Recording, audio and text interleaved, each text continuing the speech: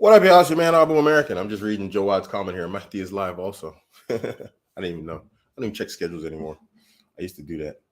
But I don't anymore. Let me check this out real quick. How's everybody been? I don't come online much more anymore. So if people are here or not, then it is what it is.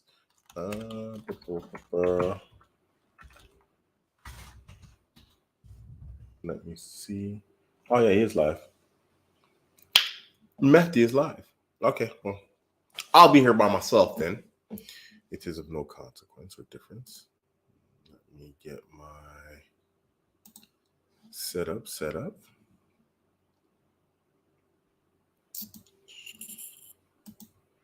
And here we are, just set up. Let's see how we want to do this layout. Let's see. Do I want to do it like this? Do I want to do it like this? I think this is going to be it. Let's check the option. Oh, that's not it. That's not it. That's not it. Who's Dr. Phil? He's some talk show guy. Psychologist maybe or something like that, I think. I think he's a psychologist. This looks good right here. I like this. I do enjoy this view here. Okay, so in case you don't know, I know Rolo Tomasi. Not, I'm not saying I'm his homie or something, but he did mention me in his book, Red Pill and Religion. Alhamdulillah. We spoke on and off. I haven't spoken to him recently, but I got a lot of respect for the guy. Read his books, The Rational Male. I read all of his Rational Male series. Actually, Red Pill, I haven't read. I do have it, but I haven't read it.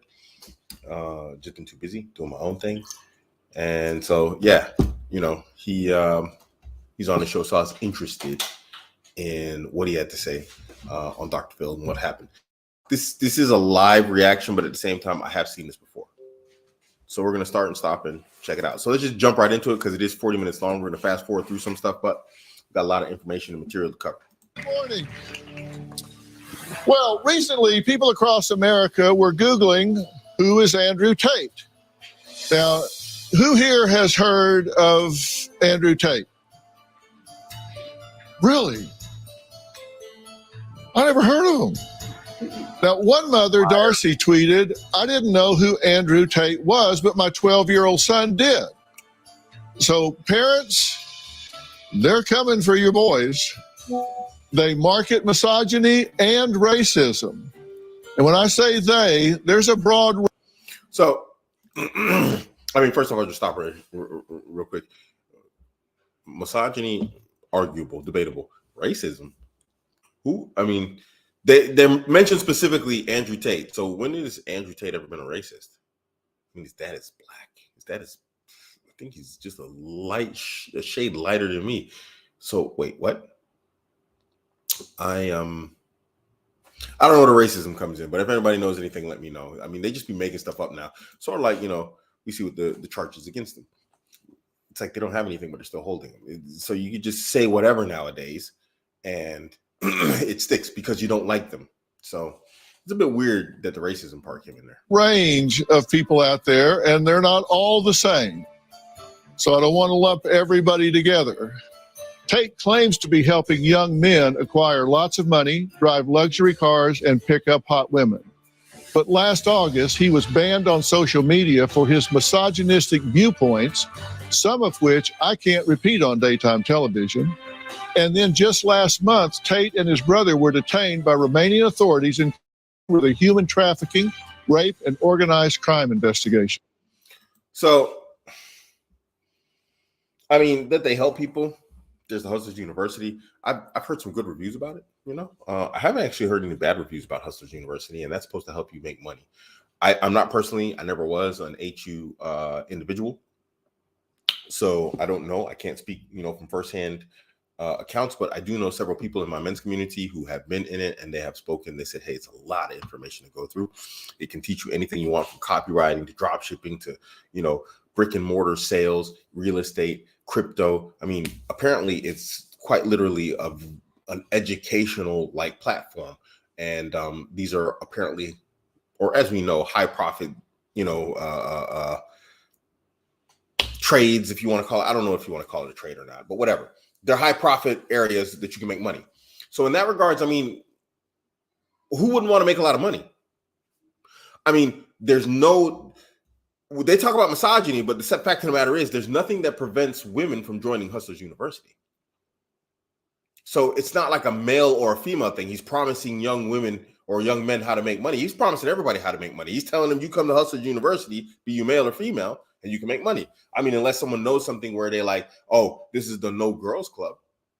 I don't think it is. So I don't know. I'm not here on an Andrew defense thing. I'm just speaking from what I know. And what I know is that women are allowed in Hustlers University. So, I mean, yeah. If you give a man true free reign, completely be who you want to be, and you don't let society program you, he's going to drive a fast car. He's going to have a bunch of women. He's going to want to have a bunch of money. He's going to do whatever he wants, right? Or whether a woman wants to be a lawyer or a housemaker or a webcam girl.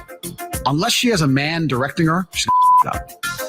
They're just not built to be completely independent creatures. Men and women are not the. Now, I agree and disagree with him here. I do say that women are good at making bad decisions. I say this a lot, that doesn't mean they're not good at making good decisions, because obviously I know several women, antidote, that are very good at making good decisions, and I also know a lot that aren't. So yeah, I don't know. The same. We've never been the same. This new idea that men and women are the same is complete garbage that's been invented, right? If a woman sleeps with multiple people, that's cheating. That's absolutely unacceptable on every level. If I have a woman who I truly love and I go out and I come back to her and I don't care about her and I only love my girl, that's not cheating. That's exercise. If she even talks to a dude, it's cheating, because females are emotionally invested. I have no emotional investment. I mean, yeah, absolutely. There is no equality between the genders. We are different. It seems almost at times we're like different species. The way men and women act, they think, they perceive things, especially words, communication. We see this with like how the entire cancel culture, reactionary culture online is driven mostly by women. So it's pretty, and then thirsty men who chase those women around the internet, hoping to gain sympathy, hoo-ha points with them. So he's not wrong in that regard. Just for cheating, whatever else, don't cheat. Just don't cheat. Just marry multiple women. Every man who's honest with himself and has his, has a modicum of his masculinity left in him, whose testosterone is intact, they're not gonna lie to you and say, well, maybe they'll lie to you, but they really want multiple women. Even if it's not permanently, they want access to multiple women. Who is porn designed for? Yeah, it's designed mostly for men because it's highly visual, right? Men are visual creatures. So it's aimed at men. Prostitution. How many male prostitutes do you see hanging out on corners in cities? I'm sure it's there in the LGBTQ community, but those are, again, probably aimed at homosexual men to homosexual men, because this is it's not a female behavior to go around looking for random hookups on the street. So prostitution is something that's aimed at men.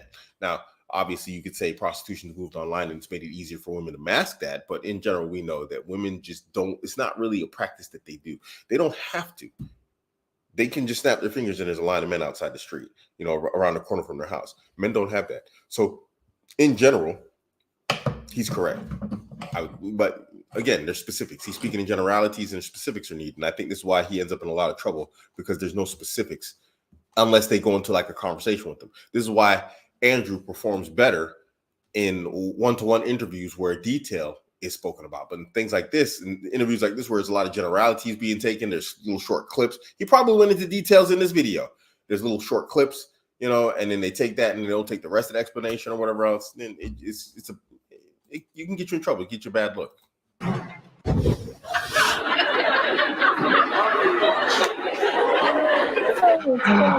Oh, okay. Some of the women here, I think, might disagree with that a little bit. Moms out there, if you have a son, I bet you have no idea what is happening out there, so you might want to pull up a chair and listen. Our first guest, 24-year-old Ben, says when he was a teen, He had zero self-esteem. Wait, that just caught my attention. So the guy basically says, make money, muscle, learn how to fight. Okay, Western women might argue with the multiple women thing, but I mean, generally, what's wrong with that message? Okay, they don't like the way he talks about women. He says that men are smarter than women and this, that, the other. But in general, his message is generally, is that really bad? Is it bad to tell guys to make money, get some muscle, drive a nice car? I don't know. It's a bit weird thing to like pick a point at to tell your son not to be a rich man with nice cars and beautiful women in his life. Better watch out. Don't tell your son to be that guy. Never got past the first date and felt powerless with girls. Who's this guy? But he says men like Andrew Tate inspired him to break out of his shell. A woman's primary biological role is to make kids. So the more fertile she is, the prettier she is, the more feminine sexual energy she has. But for men, our primary biological purpose is to build things. A high status, high value man is a man who builds valuable things. That's where his masculine sexual energy comes from. So a man's going to judge a woman first and foremost. I mean, I'm not a fan of, what's that guy's name? The clean your room guy. But more feminine sexual energy she has. But for men, our primary biological purpose is to build things. A high status, high value man is a man who builds valuable things. I guess it's not that bad, but look at that background, bro. Clean your room, man. Why would you take a picture in front of a mirror looking like that? I mean, come on, man. Just clean your room, bro. What the hell? That's where his masculine sexual energy comes from. So a man's going to judge a woman first and foremost by how fertile she is. That's why men care about a woman being soft. Men care about a woman being pure and healthy and nurturing, good at cooking, cleaning, and all that jazz, while women care about a man's status and a man's value, because that shows how good he is at building things, how good he is at taking care of his body and being strong enough to protect her and her children. It's not unfair that men care more about looks than women do. It's just how nature designs. Man, that guy. Anybody know who this guy is? The chosen one, Wakaslam. What? Who is that guy? Who is that guy? Anybody know who that guy is? Never heard of that guy. He might be a nice guy. I'm saying right now, he just looks like a geek who put on muscles. I mean, he still talks like one, but whatever. Wow. So you understand women? Yeah. How do you understand women so well? Oh, just life experience. Yo, bro. This guy's smart. Look at that head. Look at that head. This guy is genius. You can tell that guy. You know, this guy's that alien. You know them conehead people? He's one of them conehead aliens, man. This guy's smart. I've put myself out there a lot and had my fair share of learning. I've read a lot and experienced a lot of. Hold on. Sorry, I'm gonna let him continue. Let me just stop. Different perspectives and did my best to put them all together. You're a sexual energy coach. Yes. Help me with that. What is a sexual energy coach? So I help men with their mindsets, getting in touch with their masculinity, figuring out their goals and what sorts of action steps they can take to make those goals real when it comes to dating and relationships. But you don't have a girlfriend? Not at the moment, no. Okay. So you're telling other people how to get girlfriends and you don't have one? Well, I teach them how to get in touch with their masculinity. Okay. And so. All right, guys. There you go, right there. Yeah, they got the wrong guy. Come on, guys. You know, I don't want to. I try and give the bros the benefit of the doubt. You know, we don't want to tear our brothers down, but it's like, would you pay this guy to teach you masculinity? Listen to his voice. The dude's nervous, but you're going to teach about masculinity. Okay,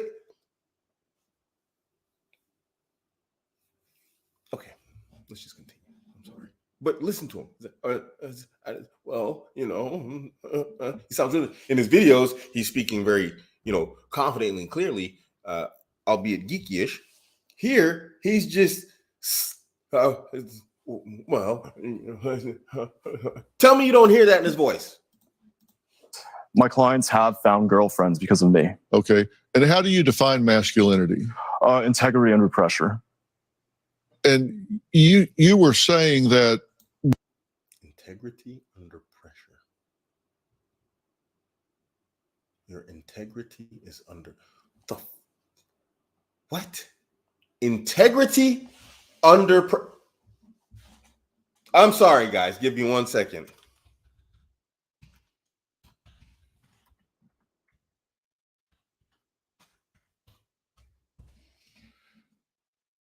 The quality of being honest and having strong moral principles. Okay.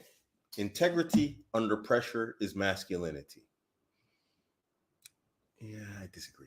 I think that's being good at a man. That's not being a good man. That's being a good man, but not being good at being a man. And I would dare say masculinity is multiple things. But he was doing some boxing. So maybe, hey, maybe I'm wrong. Women fair. Want a man that what? They want a man who knows what he values, a man who's good at building something, a man who's multidimensional and integrated, who can be masculine, but is also emotionally aware, intelligent, and fearless when it comes to achieving his goals. Are you an Andrew Tate adherent? I'm not a dogmatist by any means, but I do think that he's serving a valuable role. I think that he's making a positive difference, and he does say a lot of controversial things because he's an extreme person. Like, he is not your normal, average. I wrote down some of the things that he said. Some of them I absolutely cannot repeat. But he says, I think my sister is her husband's property. Would you agree with that line of thinking? Not in the literal sense, no. Well, I understand. He doesn't have. Yeah, well, I mean, he doesn't own her. Women are obviously people, not objects, but. I agree. Now, I've got multiple opinions here already, but when he stops right there, women are people, not objects. But the simple fact of the matter is, when we look at how women commodify themselves on social media, they do objectify themselves. Now, does that mean that they become an object of yours when they become your wife? This is also debatable because you say my wife for a reason. Guys say, with non-Muslims say my girlfriend for a reason. And then if you try and pick up his wife, he will fight you. Just like if you try and steal his car, he will fight you. Now, we're not saying slavery here, but there has to be a considerable degree of mutual ownership between the two. If not, then are you in a relationship at all? But I think this is this new Western thing. Why would you straddle the fence here? This guy's a masculine. He just said integrity under pressure. Stand by your principles, dude. This is a part of masculinity. We are what? We are a pair bonding and tournament species. We're both. Is that my girl? Hell yeah, that's my girl. And if you step to her, we're gonna have a problem. Just like if you, and it's worse if it's my girl. It's not even like my car because I got insurance on my car. You can take that. Where's the problem? Where's your integrity, sir? Where is your masculinity, sir? Are you a cuckold, sir? Geeks. It's one way of looking at things, misogynistic as that might be. He describes a sexual encounter and says that's how it goes. Slap, slap, grab, choke, shut up, bitch, sex. That's how it should be. Well, if it's consensual, then it's all good. Did you see her? She was looking back like, oh, how did he know? Did you see that? Look at her. Did men know this? Choke, shut up, bitch, sex. That's how it should be. Well, if it's consensual. Look at her. She's like, why you acting surprised? I like that. Look at this one over here. She's like, yeah, that's my thing. Come on, guys. See this guy, he's not prepared. Let's see what he says, though. Let's see what he says. Hold on. Let me see what he says here. Sure. That's all good. Okay. He said, Dr. Phil, okay, so that's his answer. Come on, man. Of course it's like that. Listen, I'm going to say it. I'm not trying to get canceled for my job, but I'm going to say the reality. 50 Shades of Grey sold so many copies around the world because of what? Who did they sell them to? It was women. What's 50 Shades of Grey? It's basically like BDSM pornography for women. They loved that book. How many copies of 50 Shades of Grey were sold? Hold on. Let's see. Many. Oh.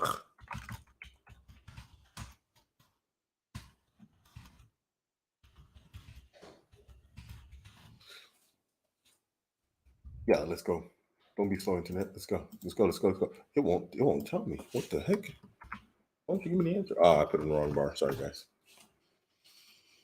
The second and third volumes, originally trilogy, 50 Shades, 150 million copies worldwide. Women loved that book. And you know what? It's just a book of women getting tied up, choked, beat, slapped, called dirty names. And women, they raved over it. They loved it. So yeah, consensuality, he did answer that, right? That is correct. But Dr. Phil, he's supposed to be some sort of psychologist, whatever else guy. Do you agree with this? Dr. Phil, you didn't hear about 50 Shades of Grey? Where you been, homie? But he didn't hear Andrew Tate either. So it's probably obvious he'd never heard 50 Shades of Grey and how women just absolutely love that book. Come on, guys. Says, I'm not a blanking rapist, but I like the idea of being able to do what I want. And I don't believe women are as smart as men. Well, sounds really misogynistic.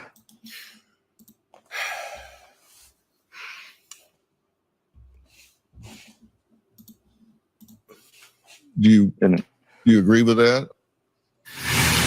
All right. Let's get into it. Let's deep dive this. Women and men and intelligence. Now, the simple fact of the matter is, we're going to cover two topics here. We're going to cover sexual dimorphism, and we're going to cover median intelligence, right? Now, bro, mad crack. That dude crumpled up like a folding chair in a windstorm. Masculinity, coach. Integrity under pressure. So, anyway, I'm going to say stuff. And I mean, I work in terms of like management. Most of management are women in my career field. And they are exceptional women. They're exceptionally smart women. Kudos. But we're going to get into this now. Are women smarter than men, or is men smarter than women? Are men smarter than women? It's a yes/no answer. So first off, let's start off with sexual dimorphism. Sexual dimorphism, what is that? That is basically the size differences between two genders within one species, male and female. We're not doing the multiple gender things here. On average, human males are 15% larger than human females. This is the average. That means we have 50% more muscle mass as a minimum, 15%, I'm stumbling over my tongue here. We have larger, denser bones. We have more muscle density. We have larger lungs that provide larger lung capacity. We have larger brains. Now, if I told anybody my 1.1 liter Volkswagen, whatever, I'm just making up a car here. You have a car with a 1.1 liter engine. I do believe there is a Volkswagen 1.1 liter engine. It has 3 cylinders.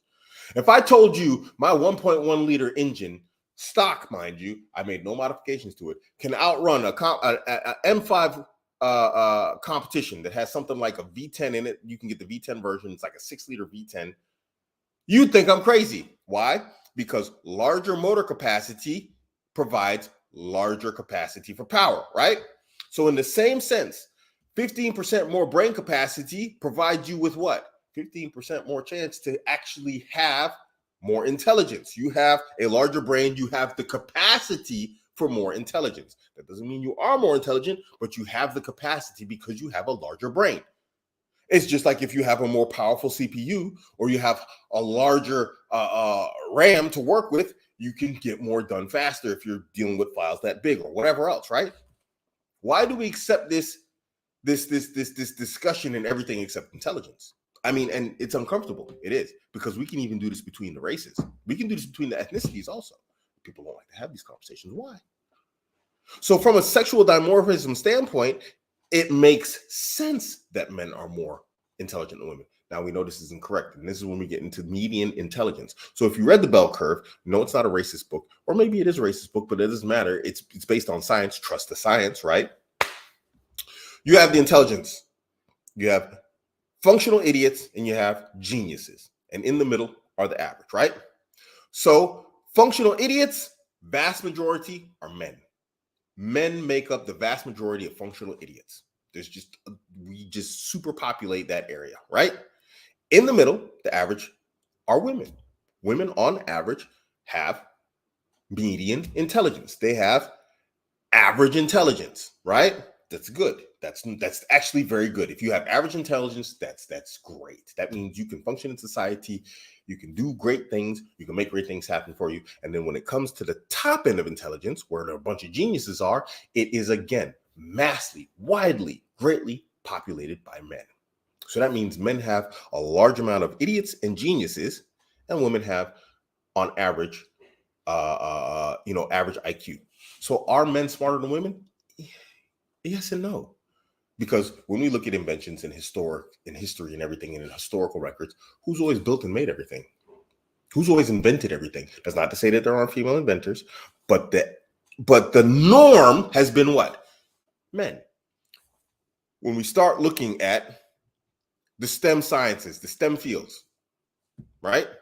Science, technology, mathematics, and engineering. It's populated mostly by what? Right? Men. Now they can say this is because of systemic discrimination against women or whatever else, but the reality is when we look at Sweden, one of the most egalitarian, equal countries in the world, men and women can do whatever they want in the most equal way possible.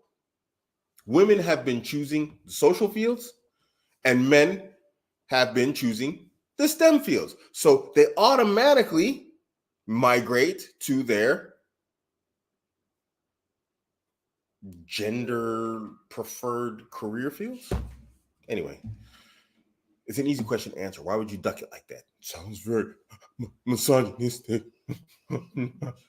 Oh, nigga, why didn't you know? You're a coach. You came on a TV show and you're not prepared.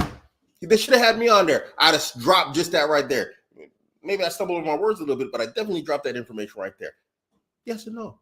Yes. On average, men are more intelligent than women. Yes, they are. If we look at the averages in general, if we look at the outcomes, then yes, men are more intelligent than women. That doesn't mean that women are stupid. That doesn't mean they're idiots. That doesn't mean they're fools. That doesn't mean they're walking monkeys and dolphins. It's not what we're saying. But the reality is, on average, yes, men are more intelligent than women. Why is that a problem? It's just like if we look at the average IQ of African Americans in the United States, I'm an African American. It's like 86 IQ. You're just above like a dolphin. Do I get offended? I'm American. The average African American has 86 IQ. Okay. Well, I might not like you. I might give you a middle finger and like, eat a bag of eggplants, homie. But really, I don't care. Why am I going to get worked up? For what? So why are you getting worked up? Look at the facts and just run with it. Hey, you know what? That's what the science says. All right, fine. You know what? You don't like me. You don't want to like deal with me because you think I'm going to, come over here and drop the nuclear bomb on my toe and then blow us all up. Fine. Don't give me the job. You think I'm an idiot. I'll go find a job somewhere else. I'll make my own job. Why is everybody getting offended? I don't know. Whatever. You said the more muscle I put on, the more affordable. What the hell difference does it make? But I like the idea. He says, I'm not a blanking rapist, but I like the idea of being able to do what I want. And I don't believe women are as smart as men. Well, that was really... I missed that part. I absolutely love being able to do what I want with my woman. I love it. It's great. When I made the initial intimacy series, I wanted to talk about this and I didn't cover it. And if you haven't heard the initial intimacy series, I try to deep dive into intimacy with women. Let me tell you something, man. It is great. It's like women are built, when you're that guy, they're built for your dominance. They're built for it. Whatever you do, they just go with it. It's like, dude, they're like rubber. They're like malleable. They will do whatever you want. It's amazing, dude. Why would you not like that? Why? It's great. Whatever. Anywho, let's continue. Oh, it sounds really misogynistic.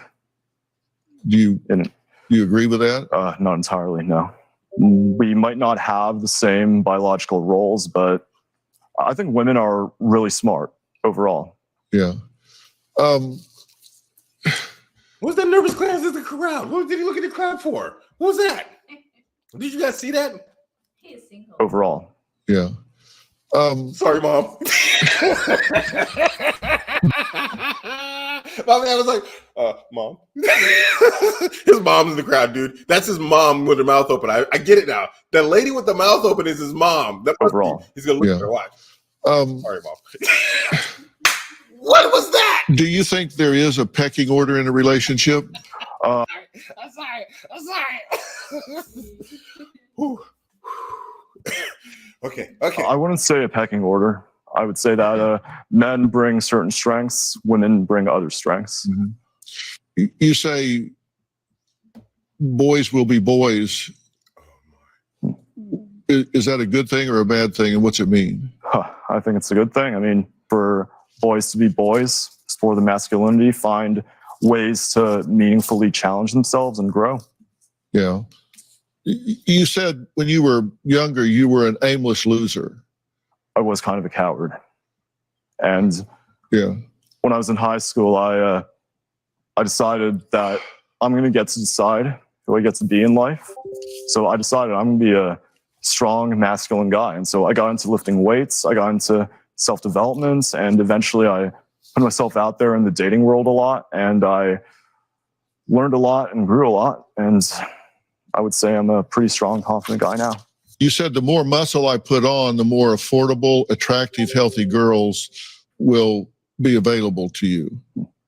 How does that work? Well, because the more muscle you have on your body, the more testosterone your body produces to maintain it. And working out, it raises your testosterone and it masculinizes you. And feminine women. This is like one of those guys who like did a lot of research, and they entered into like the manosphere. And then that's like they tried to geek up and science up like masculinity. This is something you live. It's not something you research and then it's like, I tick that box, the muscles. This is something you actually have to be. I'm not getting that vibe from this dude. I don't want to crap on the guy, but the reality is I'm not feeling this from him. You put up his yeah. You put up a video of like someone who's actually got his himself together. Because remember I talked to you guys about, get your social acumen together. This is a guy who doesn't have social acumen together. You can't tell me he's any different in front of a woman than he is right now. You can't tell me that. He's talking about under pressure. Well, you got a new girl. You want her to like you so you can marry her as Muslims, You're a bit nervous.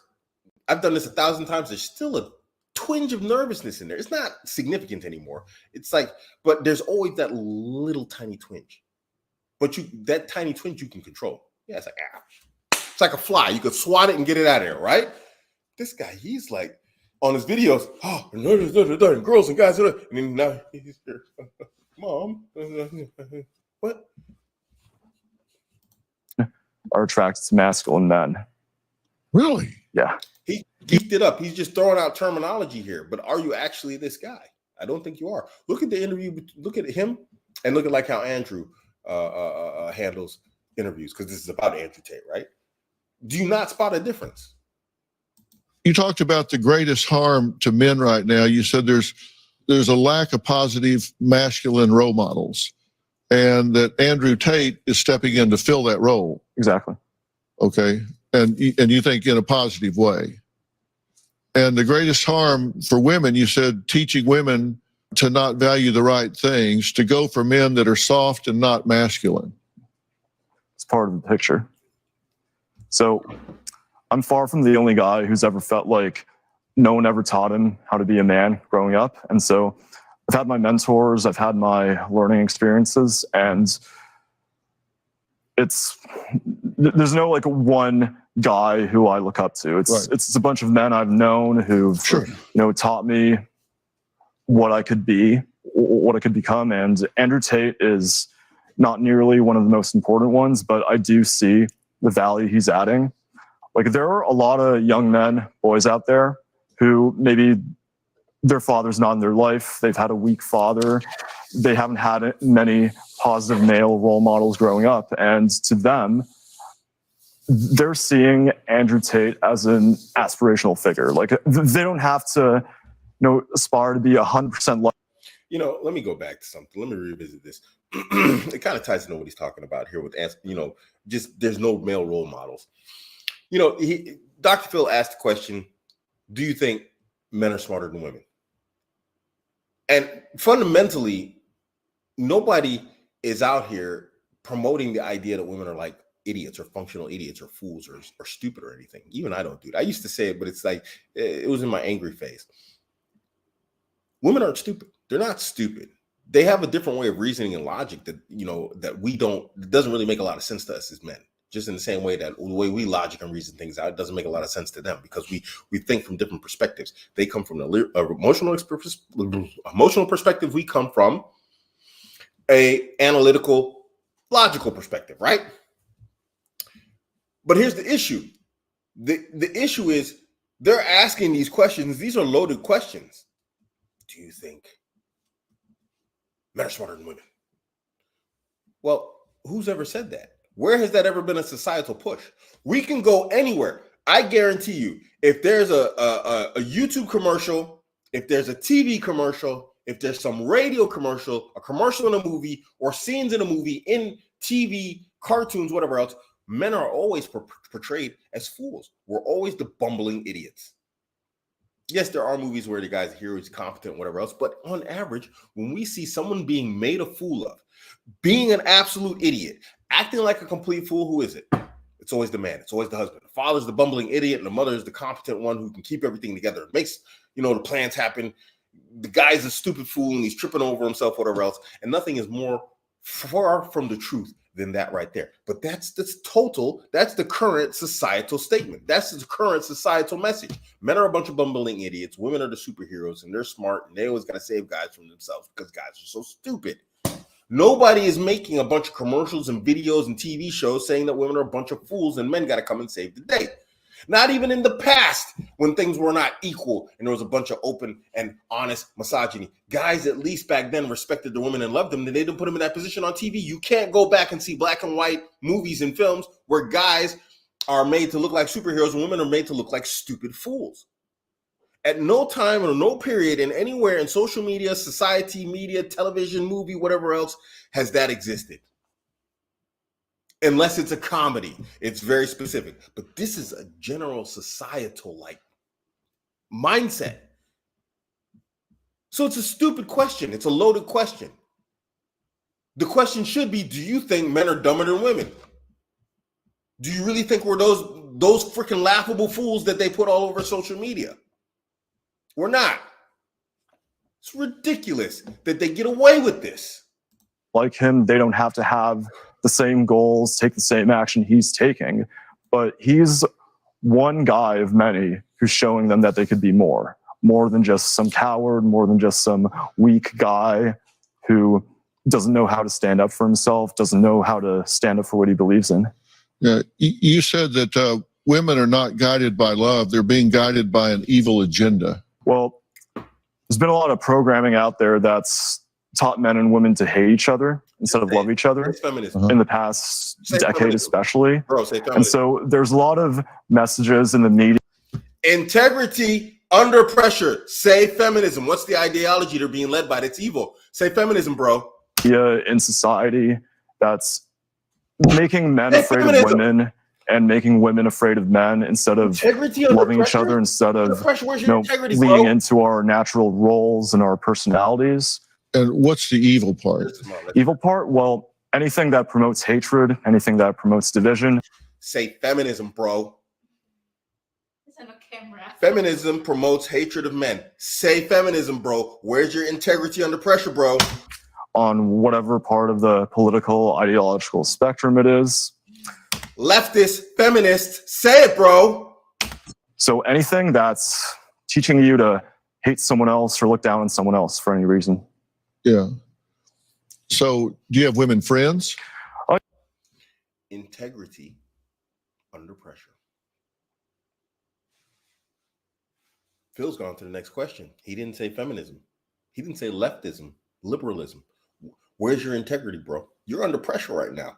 Drop the bomb. Oh yeah, I have some female friends who I value. What? Wait. Yeah. Do you hope to get married someday?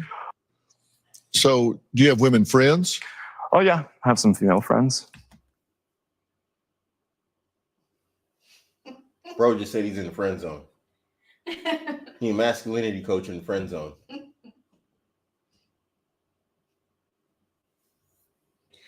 Oh my, I gotta give him a shot. Let me find that comment again. I'm gonna post this comment again. Barakallahu feek. I'm gonna post this comment again. Thank you, Muhammad. $2 super chat. No way this guy isn't a paid actor. This bro just crumpled like what crumples really well? Just get a piece of paper. This boy crumpled like that. The dude crumpled his integrity and masculinity under pressure. What value? Yeah. Do you hope to get married someday? Oh yeah, eventually. What are you doing with female friends anyway, man? You know, friends. But do we want to go here, guys? Do we want? No, we know about female friends. We're not going to do the female friend thing, guys. We know. Yeah, it's not a very pressing goal of mine right now. I have a lot of other things I'm focusing on, but down the line, yes. Okay. All right. Well, when we come back, should we be worried about something called the manosphere and our sons? Well, I'm going to ask the godfather of the manosphere because he's here and he's going to tell us what that's all about. And you can decide if you think it's something you should be worried about. And I want to hear from the audience. We'll be right back.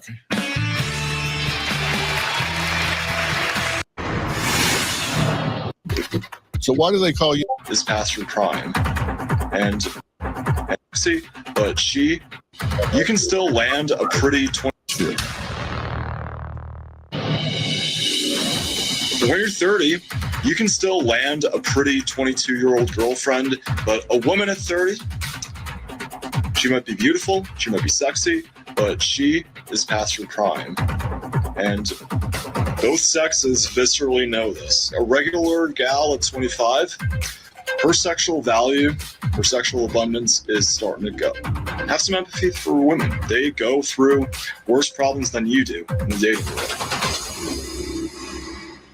You think 25 is, they're kind of going over the hump? Well, it's one way to look at things.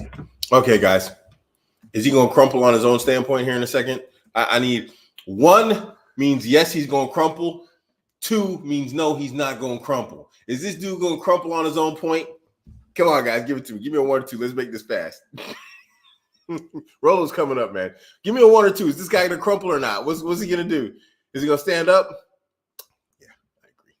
We got a 1. We got the ones coming in. Yeah.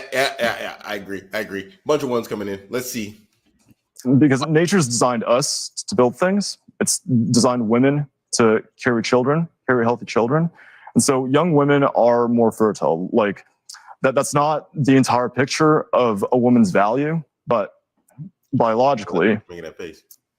Younger women are just what men go for. Okay.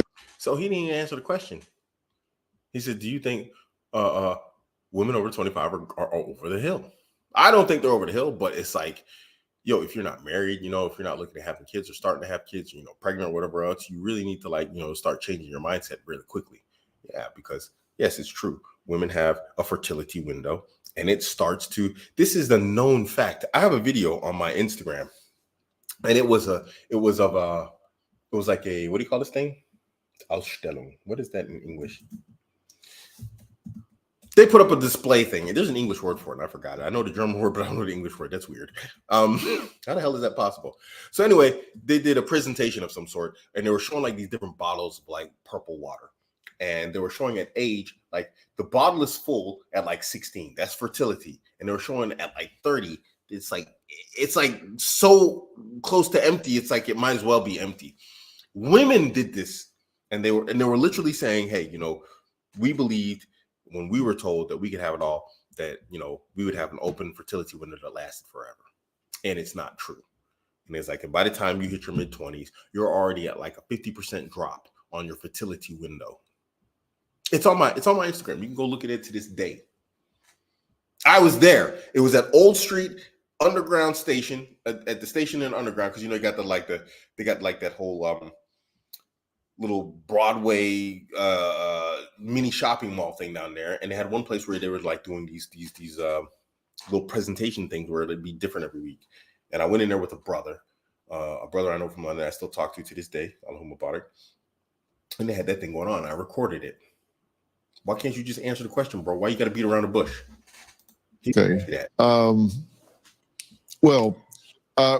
Tomasi is a blogger, author, and YouTuber whose 2013 book, The Rational Male, has come to be considered the unofficial Bible of the manosphere. Now, he says everything that you hear from Andrew Tate is usually a derivative of his book and his teachings.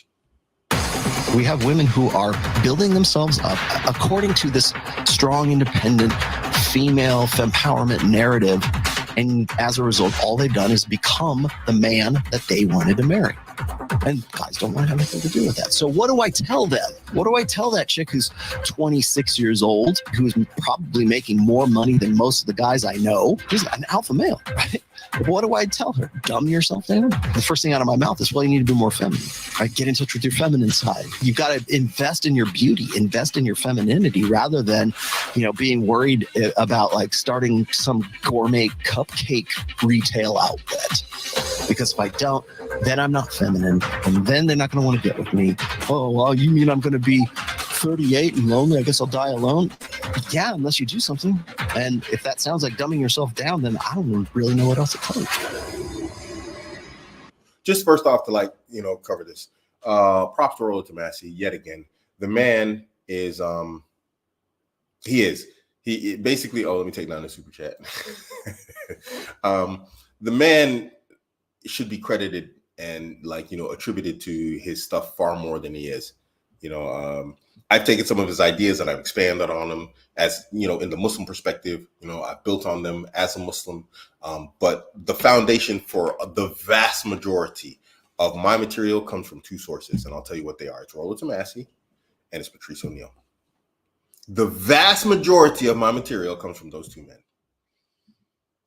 Rolo Tomasi was the first one I came across. I got his Rational Male books. I told the story multiple times, millions of times, I think, that I was writing a book that was basically the Rational Male, and then I threw it away. I literally hand wrote like 70-something pages, almost 80 pages, hand wrote them, and I threw them away. You know, after I read his book, I was like, yo, this is killing it right here. This is amazing stuff, you know? But I was already on the path. You know, there's that whole concept that certain ideas, their time has come, and they're always, you know, everybody's just going to be able to speak on them. There's, you know, these are like convergent ideas. At one point, everybody comes to a particular idea. And I think I was at that point, but it was great to have his material. It shortcutted everything, you know. Alhamdulillah, may Allah guide him to Islam. I mean, and then Patrice O'Neal, obviously. So, Daniel, Barakallahu Feek, $20 super chat. Supporting more brother Abuamerican is one of the most original content creators. Make sure you join his Discord group. Yeah, that would be nice. Show up there, guys. We're trying to do something. So, props to Rolo Tomasi. Let's get into this. And oh yeah, sorry, but coming back to the point of that is that he doesn't get credit for his work. He doesn't get half as much credit as he should from his work. You know, people take it, they rebrand it. I'm living through that right now. People take my stuff, they rebrand it, and they just run off with it, and they call it theirs, and it's messy. It's really ugly and it's messy. Bro, welcome. Thanks for having me. So your book and the things that you espouse predated Andrew Tate. No, by about 10 years. All I do is present facts. And what happens is particularly now, and I've been doing this for about 20 years, you will see a lot of come-ups right now who want to take it and run with it on TikTok. They want to take it and run with it on Instagram. We live in the social media age. And a lot of the work that I've done really for about 20 years right now gets distorted quite a bit. And I think we're at that point right now where things are getting distorted. And again, to the point where I've got to come on the Dr. Phil show and be an apologist for Andrew Tate, which I am not going to do. Yeah. So why do they call you the godfather of the manosphere? The manosphere is sort of a consortium of guys who get to... You know, his statement is pretty sound right here at the end, where he's not going to be an apologist for Andrew Tate, because a lot of people have taken his information and built off of it. I've taken a lot of his information, I've built off of it. And, you know, I say this, but at no point should anyone have to apologize on my behalf for taking their information and then building on top of it. So this is a fair statement. I've seen some contention with him saying he's not going to be an apologist for Andrew Tate. But you know, if you create like something and then someone uses it for something else, let's say I was the first inventor of the knife. Let's just say I was that guy. I invented the knife. It was a blacksmith. And the idea was to whittle wood and cut meat. And then people start killing each other with it. You see what I'm saying? It's like, okay, yeah, I made the knife, but that wasn't the intention, you know? So, I mean, you can't apologize for people stabbing each other just because you're a knife maker. You make a knife, you make a hunting knife, and it's designed for a hunter to use, and then someone goes out and does something crazy with it. It's not your fault. You did your job, and someone did something else with it, you know? So, yeah. Together and they compare notes. So the manosphere proper started right around, I would say 2002 in forums. It developed and evolved out of the old pickup artist seduction community forums that were online at that time. And then it developed into the blog era, and then it developed into the social media era. And now here we are in the YouTube era. And it's been, like I said, about 20 years coming right now. But the manosphere proper is a consortium of guys who get together and they compare notes about really three main things: money, muscles, and game. So, and by game, I use game in the terms of social skills at this point. So, money, muscle, game. Was that? I know MLD John has that. He has that on his wall behind him. I don't know. Did MLD John take that from Rolo, or did Rolo take that from MLD? Now I have a question here. No, MLD John, that's his thing, money, muscle, game. I mean, that's his entire brand. So maybe he's just using it. But I'm just curious. And these pickup artist sites that you're talking about, people were putting up websites and all about how to pick up women. that originally was discussions on forums where men all over the world would get together and say, let's compare notes. Let's compare notes. Let's get together and let's see if we can figure this out. Well, I've seen a lot of seminars and stuff where you can sign up and take a course, and they guarantee you if you have trouble getting dates or picking up women, they tell you that they guarantee you take this course, you'll date the hottest girl in the room. And I don't know anyone that is guaranteeing that at this stage. Bro. I don't think anybody has ever guaranteed that. However, if there is a benefit, a net benefit for that, it is the fact that you can take a guy such as Ben here and level him up from, say, a 5 to a 6. Is that not an improvement? Ouch. I just called you a 6, bro.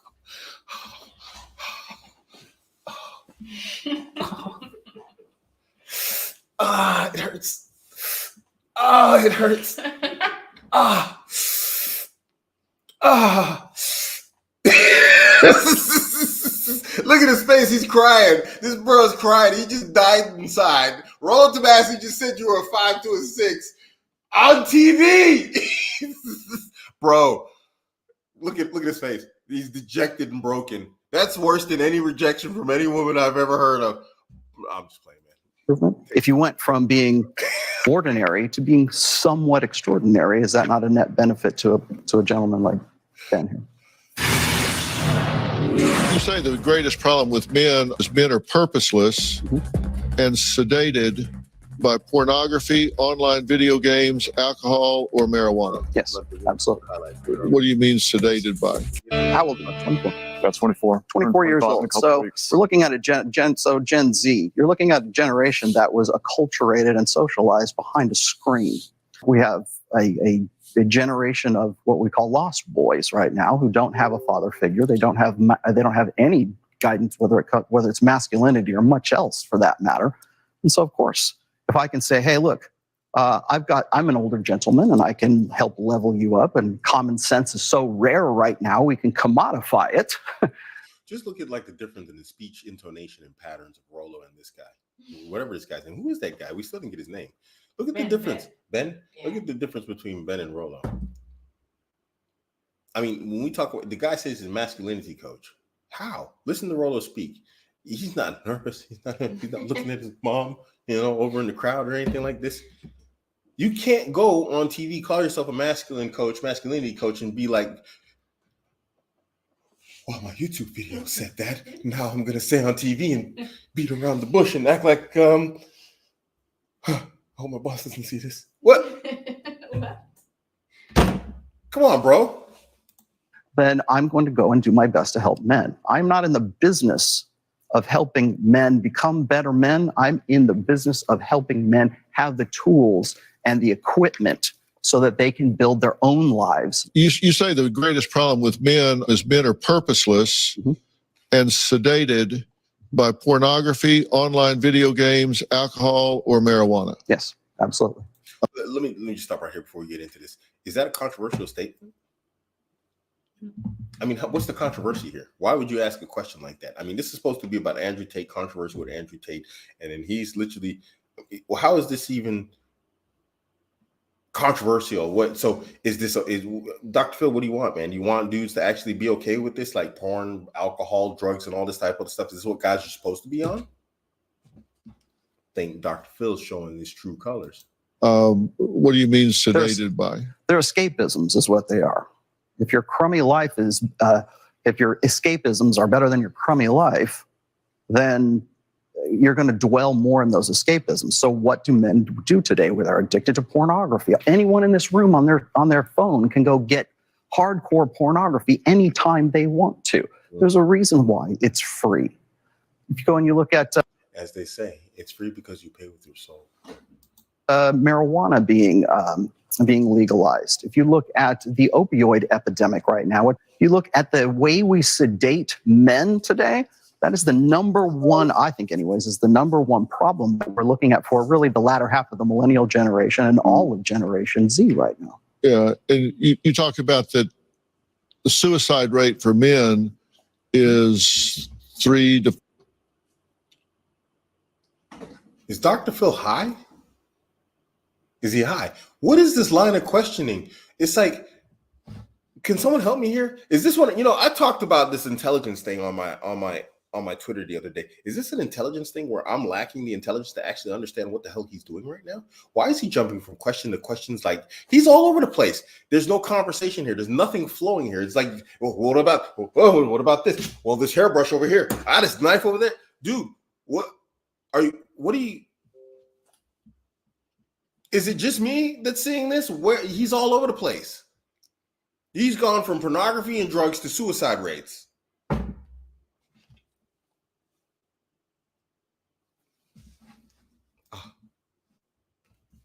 Thank you, sir. I guess that makes sense. This doesn't sound like an interview. It's like, what the hell, dude? It's like there's no flow to the conversation whatsoever. We're going to talk about cars. And next up, when to water your houseplants. What?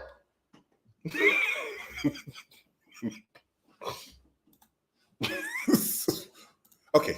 Sorry. 3.5 to 5 times, depending on whose numbers you're looking at and what the demographics are. Yeah, then it is. Kudos to Rolo, because I would have called him out on that right there. Rolo's just rolled right with it. I mean, he was just like right there. It's like, bam. He went from one subject to the next. I'd have been like, Dr. Phil, man, what the hell, bro? I'd have stopped them for real. See, this is why they ain't ever going to have me on a TV show. It's like, if you have me on a TV show, I'm warning you right now, you better look me up. You better watch my YouTube channel.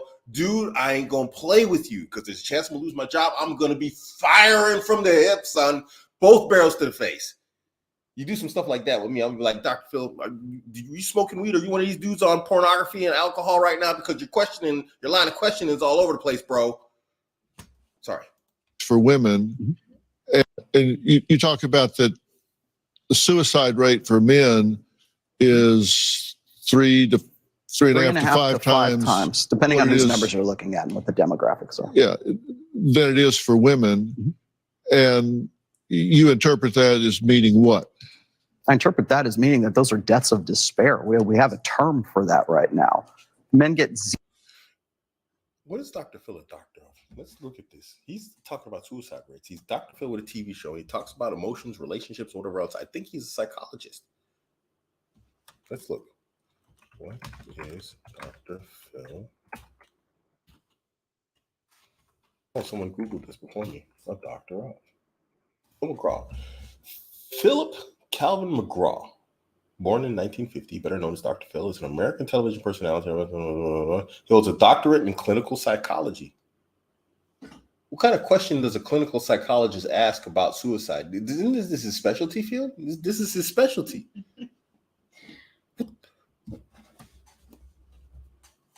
Sorry, guys, I got to rewind here. Give me a second. This is taking far too long. This is like 50%. What? I interpret that as meaning that those are 3.5 to 5 times, depending on whose numbers you're looking at and what the demographics are. Yeah, men is 3 to.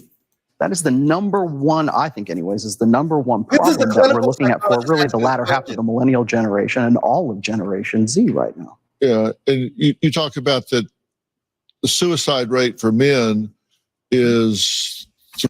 You talked about the suicide rate for men. He's a clinical psychologist and he doesn't know the suicide rates of men? I think it's honor. Somebody said in the comments. Probably honor. Ah. He's a doctor like I'm a doctor. He's a doctor like Dr. Pepper is a doctor. He's as federal as the Federal Reserve. I see. It's a comment. I understand now. Thank you, sir, for clearing up my confusion. This makes much more sense now. 3.5 to 5 times, depending on whose numbers you're looking at and what the demographics are. Yeah, than it is for women. And you interpret that as meaning what? I interpret that as meaning that those are deaths of despair. We have a term for that right now. Men get zeroed out. They build up lives, they build up personalities, they build up life equity, let's just say. They lose a job, they lose their wives, they lose out on something, and no one is there to tell them how to bounce back from that rejection, how to bounce back from that defeat, how to come back from being zeroed out. So they're faced with two really very real. That dude's still over there in his chair sweating bullets, conehead dude. You see him? He looked nervous, like, oh, I hope you don't ask me something. What? Why'd they cut to the conehead guy? He nervous as heck. Decisions. One is rebuild yourself or delete yourself. And unfortunately, most men are deleting themselves right now. Most men are deleting themselves. What? Well, the prime demographic for suicide for men right now is 45 to 65 years old. It's what they call deaths of despair. Why he look high? He's like blinking all, eyes squinty. Like, what's that mean, man? Probably it's the first time in the camera. Yeah, but what's Dr. Phil? No, he's got a TV show, bro. No. What? What? Gotta give him a shot, man. Oh, my Alzheimer's is getting me. Excuse me, I gotta get my glaucoma. Glaucoma. What is he doing? I don't watch Dr. Phil. We constantly harp on the fact that men don't have friends, they don't have close friends, they don't have the same networks that women do. And then we put the Rolo, respect to you for your patience. I would lose my cool. I'm African American. Apparently, I'm supposed to have 86 IQ. Dr. Phil would catch smoke from. Dr. Phil, can you please finish your question? You just said what to me, sir? I flew here to your show. Please dignify me with a proper question. Close that to the end, sir. blame for their mental health back on them by saying it's toxic masculinity, and if you guys were just more like women, then you would reach out for therapy of some sorts. If women were killing themselves at 4 times the rate that men are, you would have a dedicated month, and the NFL would change their uniforms to pink or something else so that we would have some sort of female suicide prevention month. But we don't see that right now because we blame it on toxic masculinity. What do you mean when you say media celebrates masculinity as equaling acting feminine? Well, that's the only time that the mainstream media will That was actually a good question. Thank you, Dr. Phil. Thank you. And you completed it. ever celebrate masculinity is when you see The Rock in a tutu. Whenever you see men behaving conventionally feminine, that's when the media decides to celebrate it. But yet when a guy is acting in a conventionally masculine way, we do not celebrate that, and we find some way to demonize that. And what's conventionally masculine? Men are, by and large, in a general sense, 99.9% larger, more muscular, more physically adept than women are. Sexual dimorphism, I was talking about this earlier. So we can look at what are the traits that are associated with that. Determinism, determination. How are men more determined than women? Mentally speaking. How are men more? I'm sorry, Rolo. Sorry to cut you off. Men are more determined than women because we are a pair bonding and a tournament species. And therefore, in order to pair bond with a woman, we have to be in tournament with other men. That means we have been given the natural inclination, what Muslims call fitra, to be competitive with one another. That competition with one another, the outcomes of victory, is access to females, the best of them, not just the meh ones. We want the best ones. If you look at the differences, the genetic differences between men and women, men tend to be more interested in things. Women tend to be more interested in people. Yes. Women tend to be in the social fields. Men tend to be in the more mechanical fields. You can see this in Sweden. I talked about this earlier, didn't I? Did I talk about this earlier? I think I talked about this earlier. In Sweden, the most egalitarian Western country there is, the most socially balanced in terms of equality country there is, where men and women have more opportunity than anywhere else. Women choose social fields, men choose engineering fields. They naturally segregate themselves into those fields. No, there's no pressure there. That's just their inclination. So if there's a conventional masculinity, it's related to the way that our brains are structured. It doesn't have anything to do with social constructionism. Yeah. Well, when we come back, we're going to meet a father who says men have been left behind. Mm-hmm. We'll be right back. Tell me that wasn't yeah. Monday on an all-new Dr. Phil. My daughter is addicted to social media. Just opportunities to cheat. Have you? I have had opportunities to cheat for pretty much my entire marriage. The healthiest way to have a good marriage is to have opportunity, but she gives you no reason, and so she takes care of you. Now, there's a lot of other guys who are in the same boat, right? They are with a woman who takes care of them, even though they have the opportunity to cheat. Those guys, the women that they're with, realize that that guy is the kind of guy that other men want to be and other women want to be. And so as there's that hindbrain realization of that, Thank you. prompts behavior on the part of that woman to say, you know what, he's a good dog, but I got to pet him to keep him on the porch. Well, parents today say they're more worried about their sons becoming successful adults than their daughters. So what's troubling young men today? Now, I brought together some people who presume to know about this because they spent time looking into it. Richard Reeves is a senior fellow at the Brookings Institute and wrote the book of Boys and Men, Why the Modern Male is Struggling, Why It Matters, and What to Do About It. Now, Marilyn York is a men's rights attorney, and Imran Ahmed is the CEO and the founder of the Center for Countering Digital Hate. So thanks to all three of you for joining the conversation.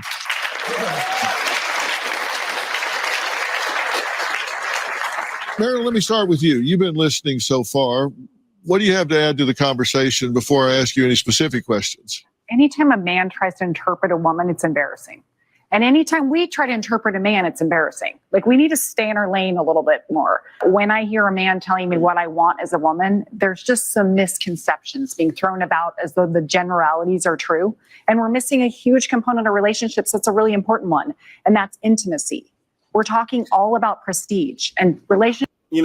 There's no problem speaking about like what women want in generalities. Obviously, there's going to be specific differences between every individual based upon religion, culture, ethnicity, whatever else, where they were raised, all these things play into a role. But there are fundamental universalities between men and women. We fundamentally, as men, like women. We like multiple women. That's a general universality. Now, there could be cultural aspects that prevent a man from doing that, religious aspects from a man having multiple women. There's a lot of other factors that play into this. But one generalization that you can make is that men like women and they'd like to have multiple women. You can say the same thing about women. You are not looking like a fool for using these generalities.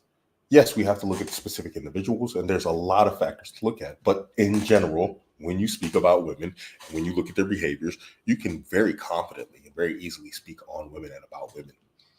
You see, the difference between women and men is when women generally speak about men, they speak about men in insulting terms. Men tend to speak about women in factual terms. Now, yes, there are men out there who insult women, and they're stupid, they're dumb, they're this. This is what they're throwing at Andrew and, all these other types out there.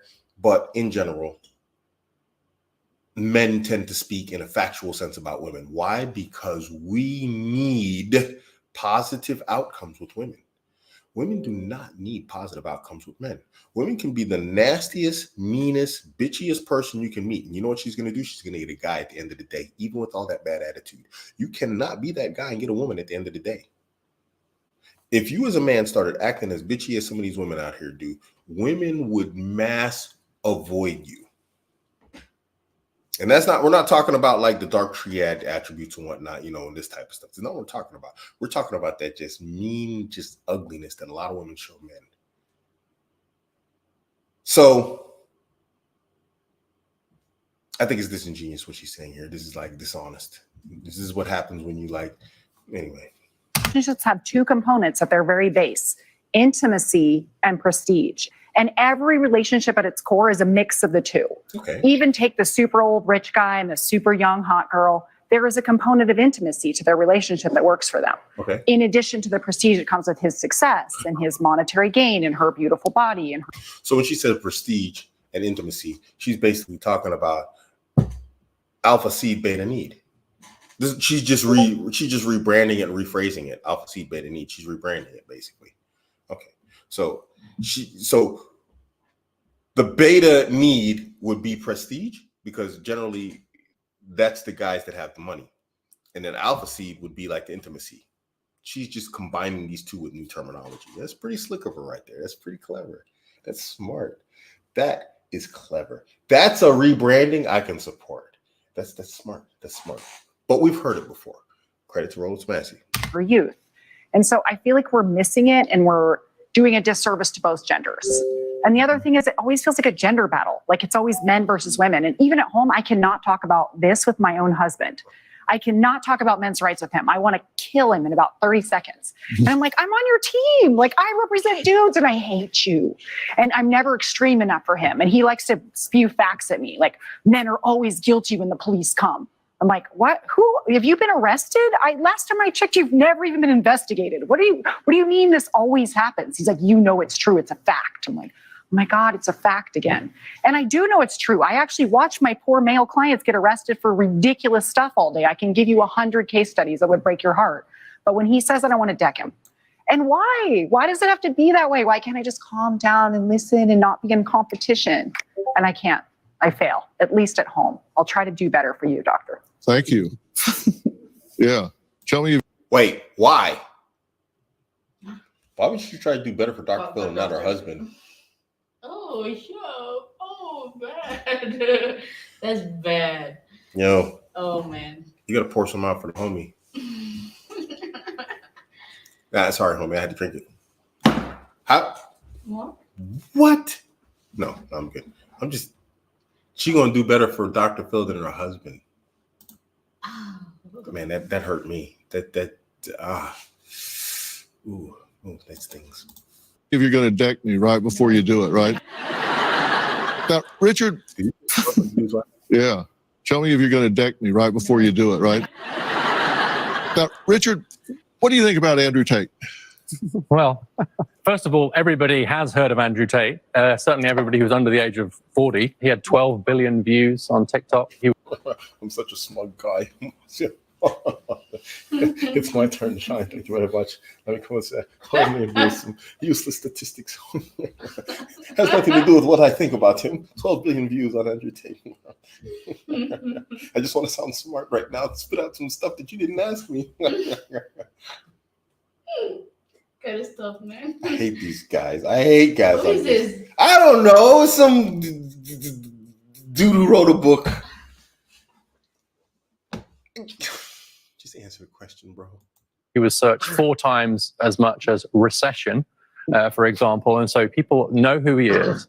And I think I was actually listening to Ben earlier, and I have three sons in their 20s as well. I got to tell you, the paternal instinct in me was coming out very, very strongly listening to you. I really felt where you were coming from. But I also think the fact we're having... What's happening here? Ben's like, Dad, did you see his face? Did you see his face? He's like, really? You care about me? What was that? What in the weird?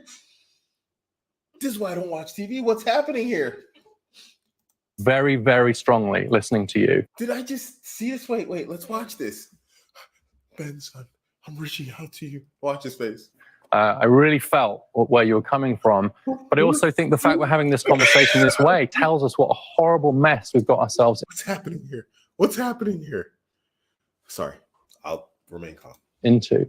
It is quite true that we don't have a positive vision of masculinity that we're passing on, but it has to be one that is compatible with equality between men and women. We need a positive script that we can give to our boys, and I've tried to raise my sons this way, but not one that in any way makes seem women. Positive script of equality between men and women. Babe, I think I just heard a robber downstairs. It's your turn. Okay. Good luck. I hope I see you again. How to close this? Excuse me. This is equality. I feel like you're being very sexist here by telling me you don't know how to close the knife. Me, I don't know. No, you're supposed to go down and check for the robber. Huh? We're Me? equal. Go down and check it out, man. It's your turn, buddy. But teach me how to close this. Oh, you need to first. learn how to close it. Awesome. Yeah. Yeah, like this. But you don't need to close this for the robbers. You just close it like that. Okay. We're supposed to be equal here, buddy. I give it back. I just heard some noise downstairs. You got to go check it out. We're equal. Yeah. This is equality.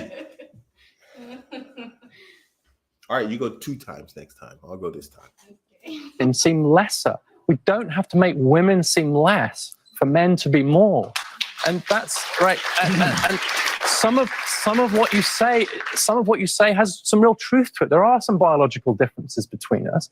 Yeah, but here's the thing. Who's making women feel like they're less? It's society that's telling us as men that we ain't bleep. It's society telling us that we're trash. Go out and let me see if we can do it right now. Hashtag women. Hashtag women are trash. Oh snap! It's only women tweeting women are trash. Yeah. Holy I've smokes. been saying that. What Women hating women badly, man. There's no men doing women are trash. Oh, here's man. It's like women. Okay, so actually you can find that hashtag. Maybe because Elon took over. Before you couldn't find that. Anyway, the fact of the matter is women tend to dump on men more. Yeah, as soon as we get to the end of this video, you see we still got a ways to go. Sure, I'll do that, inshallah. That's this, babe. Oh, okay. Interesting.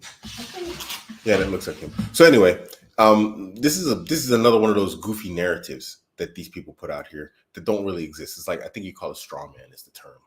Who's out here trashing women like this in general? You got like Andrew Tate, who's maybe saying something that's like not acceptable according to modern society, but in general, when we look at society, it's just taking massive dumps on men. You know, it's acting like we ain't jack, like we're trash, and it's not true. But they're not determinative. They don't determine your role. You say the biological role. Women are designed to bear children. Well, duh. I think most women know that they bear children, but that doesn't mean that that's their destiny. That's an idea we left behind in the 19th century. And so we've got to find a way to have a really positive script for our boys that is different to femininity. I agree with that. There are differences, but it's got to be one that's fit for the 21st century. And this guy's giving me male feminist vibes. I got to tell you, that means one that absolutely looks women in the eye as our absolute equals. Even if we're different in some important ways, we are absolutely equal. Our relationships have to be built on that equality. What? Did he just contradict himself in a single sentence? We have to look at them in the eyes as absolute equals, even though we're different in very significant ways. Is this one of my IQ moments, or is it his IQ moment? I'm not sure what's going on here. Can someone explain this to me? Like, I'm a 2-year-old. Don't try and explain stuff to 2-year-olds. I've had several. It doesn't work. Like, I'm a 5-year-old. Someone break this down to me while we continue to listen to it. How does that make sense? So let's get on with the task of a positive script for masculinity that is not anti-women. Yes. Do you think that's possible? What are your thoughts? Okay, everybody doing okay? Good? All right. Okay, so you can take them out. Okay, yeah, they're doing something goofy. Oh, this is Dr. Phil's wife. Oh, is it? Lucky number. I have it right here. Whoa. Also, what is she doing there? Like, okay, whatever. $350 discount on a Big Fig mattress purchase. All right. So for more information, go to bigfigmattress.com. What's going on, bro? So, thanks for being here. All right. Let's get on with the task of a positive script for masculinity that is not anti-women. Yes. Where's the anti-women in the message? It's literally become the best version of yourself and get a girl. Your girl will have the best version of a man that she can get if you do that. Who's saying hate women? There's nobody out here telling you to hate women. It's the absolute opposite. Even Andrew Tate says he loves women and to love women and don't hate women. Who's saying hate women? Who's out here with this message? Someone give me a name. Name drop me someone who's telling people to go out here and hate women. I love how these guys put up these fake arguments and then beat it up. That nobody's making these statements. Who's making these statements? Do you think that's possible? No, I think equality is a canard right now. Equality is defined by what? See, the thing about equal opportunities. Okay, equal opportunities. A female president. But yet, okay. Women on college campuses. So equal those pay. are equality. Don't have those things? What are you talking about? Weirdo looking no chin guy. What are we talking about here? Like, we don't have this? We're in the most egalitarian society that humanity has ever seen right now. It's not going to get better than this. I don't think where do we go after this? There's nowhere to go after this. This is it. We're at the apex. So what are you talking about? Quality of outcome right now, not a quality of opportunity. We have a quality of opportunity. Yeah, they want quality of outcomes. And that's the reality right there. Thank you, Rolo. What's what they want? They want a quality of outcomes. Yeah. Well, yeah. You know what? I want that first place trophy, but I don't want to run the race. I'm mad at anybody who ran the race because it makes me look bad that I didn't, but I still got the first place trophy. You want the outcomes. You don't want anybody to mention your BS that you didn't run the race and that you got first place just because you're black or you got some boobs or something. And now people are calling you out for not running the race, getting the first place trophy, and you want to call it misogyny and racism. Nah, bro, it don't work like that. What on this side of the fence, anyways, is advocating for is equality of outcome, and that's the real problem that we're looking at right now. Absolutely. The other part of this is that what are you shaking your head no for? You no chin having. What is equality defined by? I don't like that guy. So if I have certain strengths that make me better at a particular task, and you do not, then there's no equality between the two of us, if you can see what I'm saying here. Okay, this is the right argument. Can I respond? Sure. This is the right argument. So you mentioned the difference between. That's the only argument anyone's ever been making. You're the one who's making the argument that there's like no equality out there. Who is this guy? He's some weirdo. I don't know. Male feminist, stay-at-home male feminist guy. Who knows? We just made that up. He got his wife like. Make sure. In men and women, in terms of men being a bit more into things and women being a bit more into people. Yes, I believe you quoted Dr. Pinker in your own book. Yes, and that's true. But it's not true that all men are into things and all. Ooh, Rolo got spicy there. He's like, yeah, you mentioned the doctor who came up with that in your own book. That means Rolo read this guy's book. Oh, yeah, he just called him out. He's like, you're talking against something that's in your own book. Bravo, Rolo. Bravo. Is it Rolo said that? Yeah. Let me play it back here for you. It's pretty good. More into things and women being a bit more into people. Yes, I believe you quoted Dr. Pinker in your own book. Yes, and that's true. But it's not true that all men are into things and all women are into people. But more are than are not. So what that suggests, based on work that I've looked at, is that under conditions of equal opportunities, you wouldn't have 50% of engineers would be women. It would be about 30% of engineers would be women. Right now, it's 15%. Now, you might say, well, of course. But I have a question. Who's preventing women from becoming engineers? Is there some sort of consortium out here saying that women can't be engineers? We have more women in university than men. Men are literally leaving university in droves. So that means, and you have to go to university to study engineering. That means there's more opportunity for women to be engineers right now than ever. Why are they still not becoming engineers despite the fact that more of them are in university than men? Why is it still lopsided that all those men who do decide to stay in university are studying in the STEM fields and the women are not?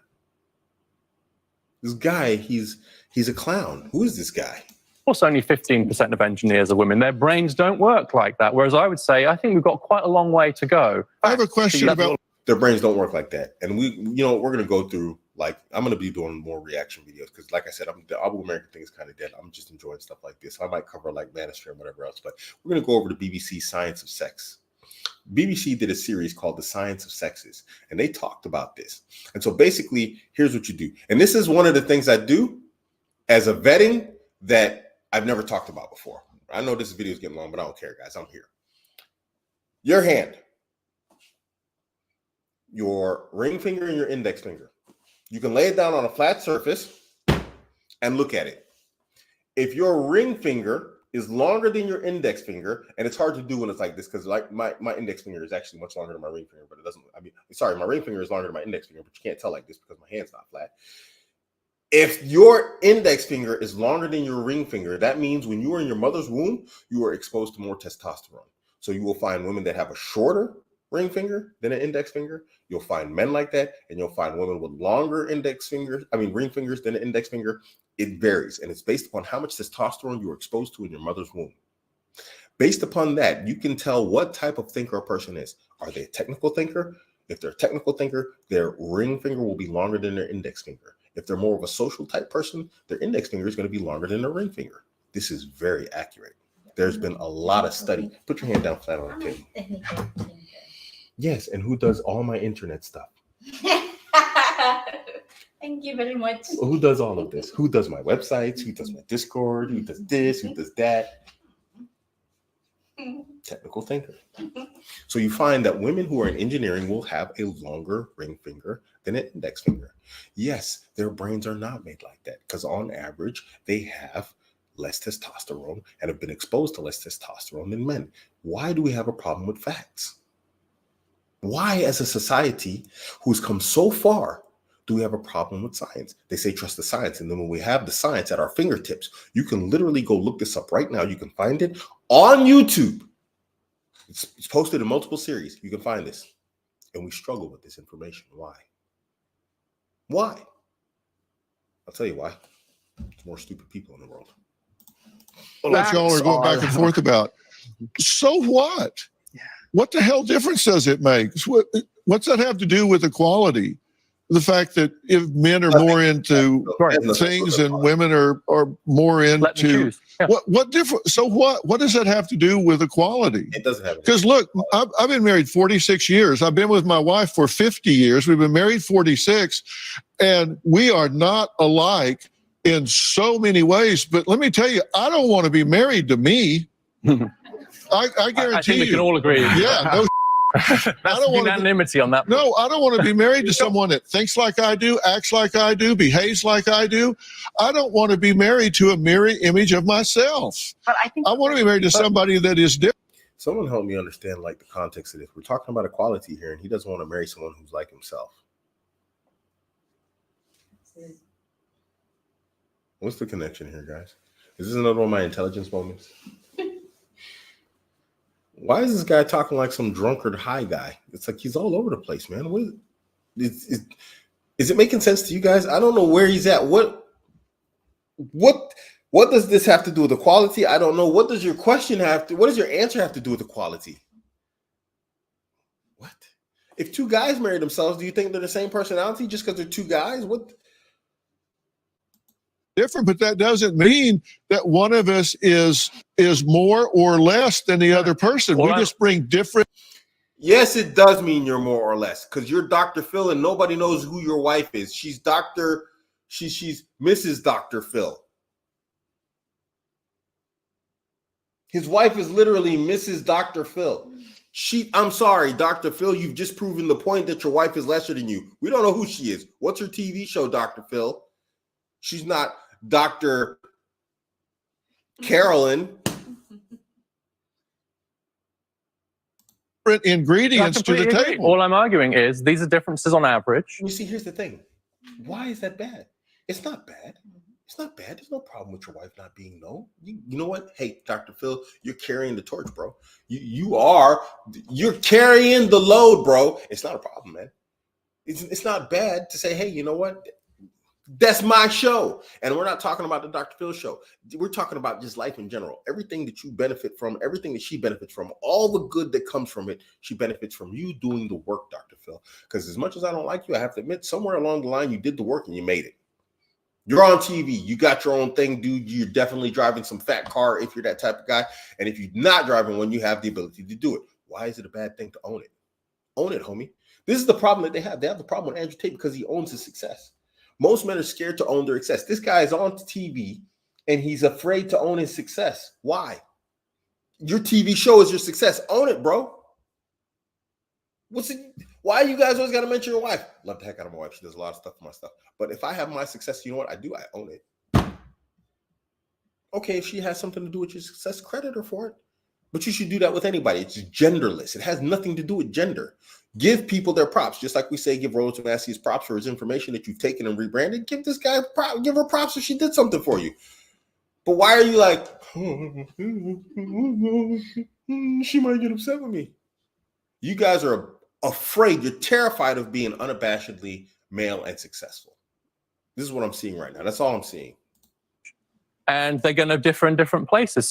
Richard's talking about but we are equality when it comes to opportunity, which I agree with. And Rolo's talking about equality when it comes to outcomes, which he says, we can't predict and we can't create. But I think Rolo wants it for men. I think you want outcomes for men to improve. You just aren't worried about the female outcomes. Okay, what I would like to see is especially for men, is a focus on it, for a focus on masculinity to begin with at all. Because we can't even have this conversation. Right. We could not have this conversation at a major university in the United States right now without somebody shouting. Hang on. Let me interrupt because I want you guys to know who Imran is.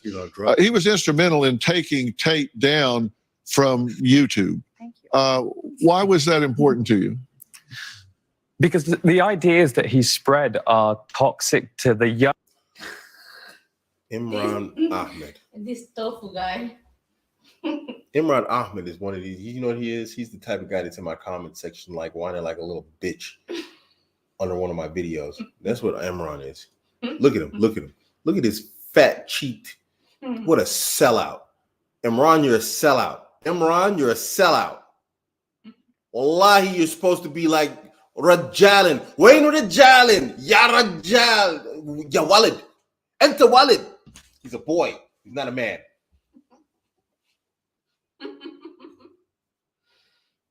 You're not supposed to look like that right there past 5 years old. That's it. You get to look like this at 5 years old. Chubby cheeks.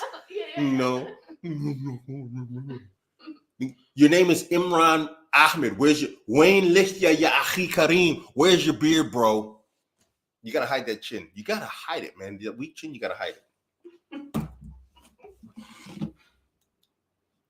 Young men that he's primarily being fed into. The TikTok algorithm is set up in a way that it feeds you the most controversial content first. Andrew Tate himself understands the algorithm in the way that digital natives do. Within 2.5 minutes of opening a new TikTok account, you're being fed Andrew Tate videos. And that's why he's one of the most seen men in the world talking about men. And the problem is that the ideology that he, of course, is based on yours, Rolo, which is, you know, one way of looking at the world. I don't think it necessarily leads to great outcomes for people. I don't think it leads to great outcomes for relationships. Oh my God. The problem is that your ideology is phenomenally reductive. This guy, he's talking about success in anything. This guy ain't successful at putting down the fork at dinner time. Look at him. What he talking about success in anything?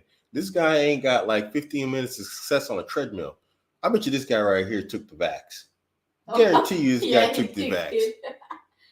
Oh, man. Hey, yo, fat boy, listen, you don't get to lecture nobody on anybody until you drop about like 40 pounds, okay? Hey, go ahead, cancel my YouTube. You know, I could use it. I really could. Fat boy, how you sell out the Muslims, man? You guys looking bad out here, bro. You guys, Muslim? I don't know. I mean, Imran Ahmed. Have you ever heard of anybody, Imran Ahmed, that isn't Muslim? What is he going to be, Hindu? I don't know. Maybe. Well, you going to be Sikh or something? He going to be a Maju? You think he's a Christian named Imran Ahmed? Oh, yeah. I don't understand it. Bro, you sold us out, man. You're making us look bad. At least pack on like 10 pounds of muscle. If you're going to be fat, like at least come out there looking swole or something. This guy. And ultimately, it leads to failure. And yet I've been responsible for taking the noose off of millions of men's necks. And those ideas, for the last 12 those ideas, when amplified, when added with the social media overlay of controversy, is led to lots and lots of young men being taught by Andrew Tate that the way to treat a woman if she disrespects you is to grab her by the neck and grab a machete. Again, I'm not here to be an apologist. Grab the machete and grab her by the neck. Hey, Imran, let me tell you something. Imran, come close, come close. Imran. She likes being grabbed by the neck. She loves it, Imran. I know you'll never get to experience that. And even if you do find a girl, Imran, that'll let you grab her by the neck and enjoy it, your little fat fingers will just be too short because you're too chubby. And so they won't be able to get around her little neck. I understand that, Imran. You little hot dog fingers. You can't really do it right. It just comes out creepy because your fingers are all like hot dogs.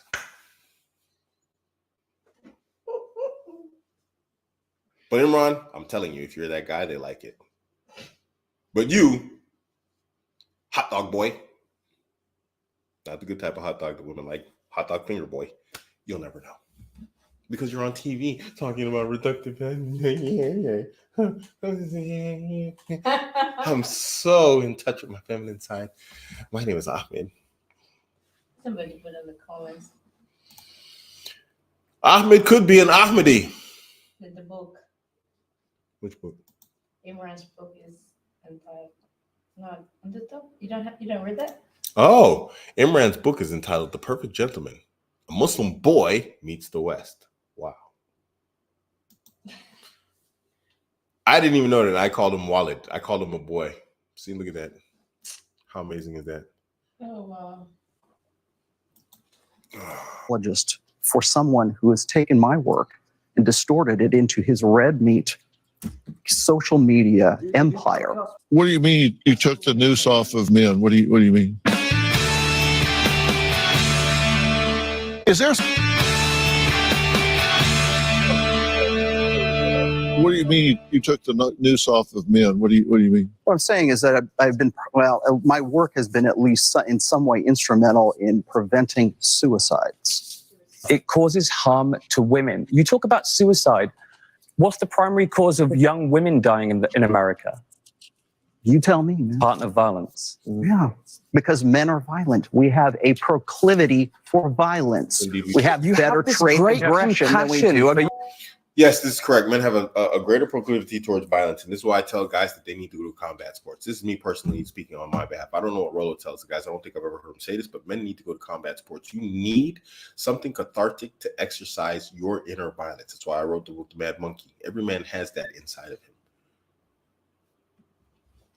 You have this. You claim to have this great compassion for young men, who you say are harming themselves, and yet, when I say to you that the thing that's killing young women is men, you sneer with such anger at me, and you say to me, "Do you know what actually men are being the killed number by one themselves. way of men? So being men are killed killing is right men, now? and men are killing women too. It's not suicide; it's a male on male violence as well. We've got some audience members. You see how they like sort of gloss over that? They only care about, and they only big up and show Fat Boy Slim here, or Slim Boy Fat, talking when he's talking about like man on woman violence. But when Rolo brings up the very accurate fact that male on male violence is also the number one killer of men, just means nothing. You see, guys, listen, this is the problem with our society today. It doesn't value us. The conversation here is the exact opposite. We live in backwards world. We live in mirror reverse world right now, where everything that they complain about in regards to women is actually happening to men. They don't care about male on male violence. And I'm not saying, and again, to care about male on male violence doesn't mean that we stop caring about male on female violence. But if you mention male on male violence, the first thing, oh, well, women are killed by men, blah, blah, blah. And there's nothing else that matters in that conversation after that. What happens to us doesn't matter. They don't care. They don't care. We don't mock women on TV and make them look like bumbling idiots and fools. They do that to men. But then what do they focus on? They focus on the one thing that Andrew Tate said about women not being smarter than men, and they make an entire big conversation out of it. Do you think women are dumber than men or whatever else like this? No, in general, we don't. But it does have some scientific foundation to it. It's not to say that women are bumbling idiots and fools, but you have built an entire society and social media based on making us look like idiots as men. No one has done that with women. We're literally watching backwards world right here with Dr. Phil. I would mention that too. Listen to all this, and I see some of you really squirming. If you got a comment or question, raise your hand right now. Hi, my name is Melissa, and I was just thinking how you were saying that, you know, women are more likely to be this way and men are more likely to be this way. But a lot of it is we are raised to be that way, and we, without even having a choice. So I don't understand where you're coming from with that. Okay, that's because you believe in social constructionism as a primary way of socializing human beings right now. You have natural proclivities as a woman, as a man, that are going to express themselves regardless of societies across the board. It's not all socialization, if anything. The nature versus nurture discussion and that debate has been over since the mid-2000s. Nothing is all or nothing. Right. Is what I'm trying to say. Exactly. But what I'm saying is that you have innate proclivities as a woman, as a man, that are going to express themselves. So again, as I was saying, in gender neutral societies, men are going to lean one way, women are going to lean another way. It's not because they were taught that way. It's because that's what their natural innate inclination is. All right, we're out of time for today, but we'll be continuing this conversation. You won't want to miss our next discussion on this topic when we talk to a group of teenage boys and their mothers about Andrew Tate and toxic masculinity. Their mothers were surprised by what.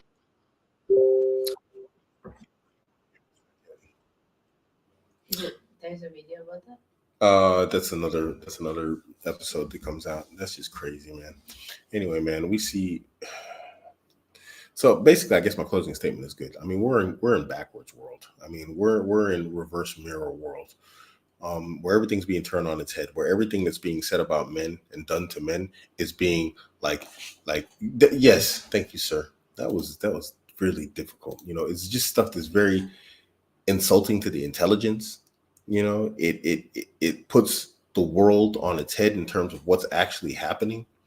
You know, it's clarified that we as men are not going to get fair share. We're not going to get a fair spot at the table. And so you're going to have to, guys, get out your hammers and your nails. You're going to have to make your own table. You know, this is just really, that was just really just vile right there. RS with the $10 super chat said, Salon, can you please touch on the rise of chameleons as red pill becomes more mainstream? I mean, I'm not really sure what you mean, but I'm seeing two things right now in the red pill world. I mean, I still have a very strong connection to that, even though I don't really delve in those. You see, I don't interact with those guys. If you follow me on Twitter, you see I don't really interact with those guys a whole lot. You know, I tweet and I post still, you know, on my topics and whatnot. But what's happening is you're having a lot of guys. It's just grifting. It's just grifting. And there's no other word for it. You've got women coming into the zone talking about, you know, relationships and whatever else, trying to get like male crowds to follow them. And it's very easy because guys are suckers and they start following these women around, you know, and then these women eventually, they always expose themselves as to like, you know, what's going to be most important to them, the female perspective. There's no problem with the female perspective. There's nothing wrong with women promoting the female perspective, but stop coming in this zone acting like you're here for men. Stop it. Next, you've got a bunch of guys out there who see a money market, and then they come in, they're really good at putting stuff together. They're really good at writing. They're really good at copywriting. They're really good at, like, you know, sales and whatever else. And then that's what they do.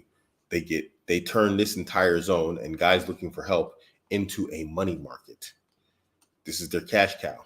And they come in, they, you know, get as much money as they can, then they jump out. Or they get thrown out.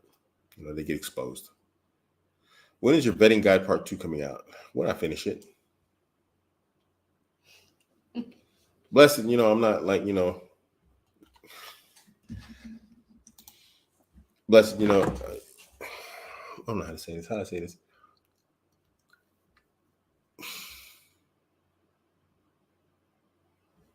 Give me incentive to finish the vetting guide part 2. Give me the incentive. I'm going to finish it, but I can't say that it's a priority for me right now. It's not a priority for me at this moment. Give me an incentive. You guys always ask for this stuff, and then when I produce it, it's like, you know, you guys aren't the ones who buy it. I don't know if you bought Vetting Guide Part 1. It'd be nice if you did. I mean, okay. But I have no real incentive to finish it. I'm kind of done with this entire circle, man. I'll finish it because I started it, but I don't need the money. It's nice. I like it, but I don't need it. Give me the incentive, bro. I don't know. How does that work? GoFundMe it. I don't need money to finish it.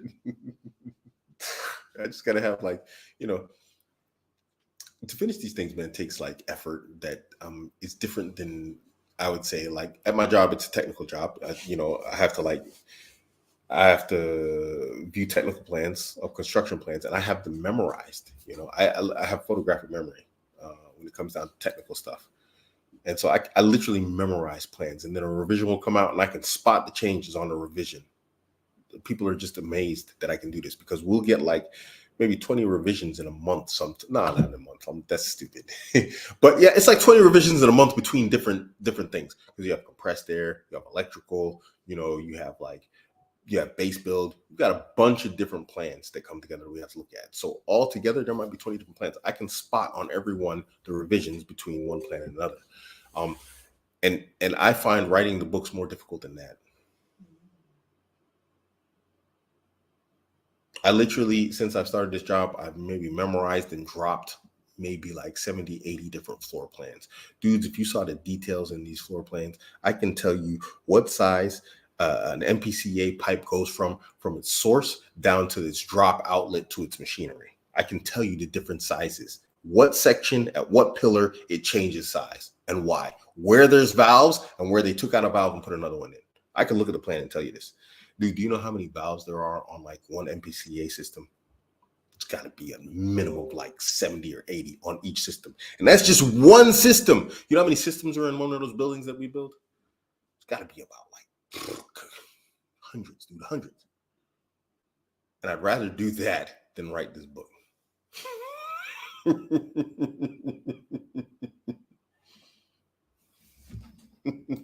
Yeah, he quit a project that we started together. We agreed that we were going to do something, and he didn't finish his part. We were business partners, and he left the project and then tried to become an employee. The dude tried to scam me.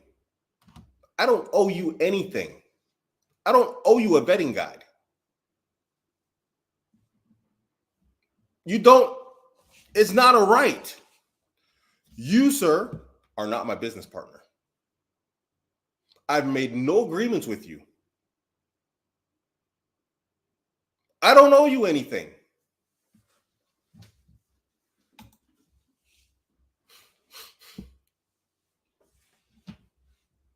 I don't owe you a betting guide. Like I said, I got the life I want. And in general, what I've gotten is a bunch of goofy like this. What's my incentive to finish it?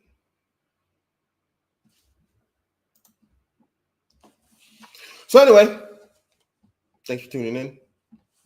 I don't know. I'm going to scroll back up to see if there's any questions, but in general, I think we're basically done here.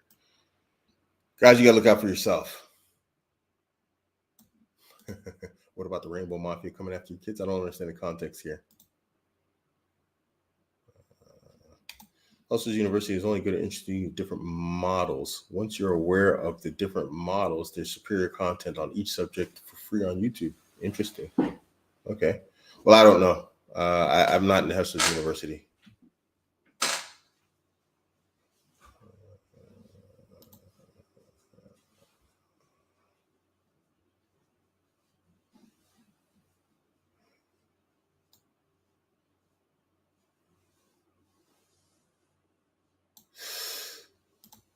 Yeah, they like to be objectified by the right guy. Like, you know, if you're the right guy, it's like this positive objectification. If you're not the right guy, then it's sexual harassment.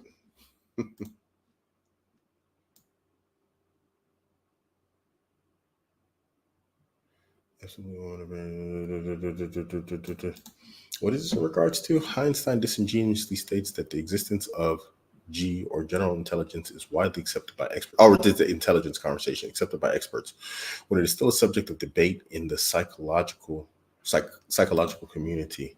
Also, correlation is not causation. The fact that you can find a statistical relationship between two things does not necessarily mean that one causes the other. Fair. But in IQ, there's been so much research done on this. Okay, maybe the debate's still out. IQ is a very, very, very well-researched area and field. And I think in academia, it's been, what's the word?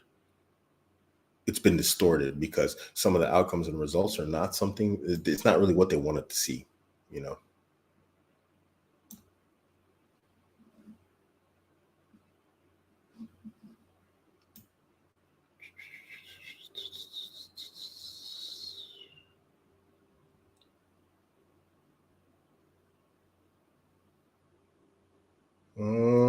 Everything is just showing.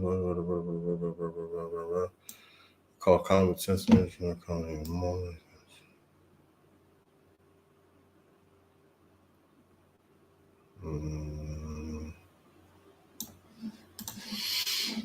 There's a video where it's female, WH, sir, a female tech CEO said she intentionally tried to hire female programmers and said most of them were lazy and were not willing to work hard or as hard as men. Yes, I've seen that. It was she was at some sort of, I don't know, she was like in the crowd and she was talking to someone on a podium. I saw that. Also, look up that what is that thing called? Daily Mail. And it's called something like Lipsticks, Handbags, and Tears. I can't remember the name of the article. And this lady talked about her starting her own all-female company. It's a very interesting article.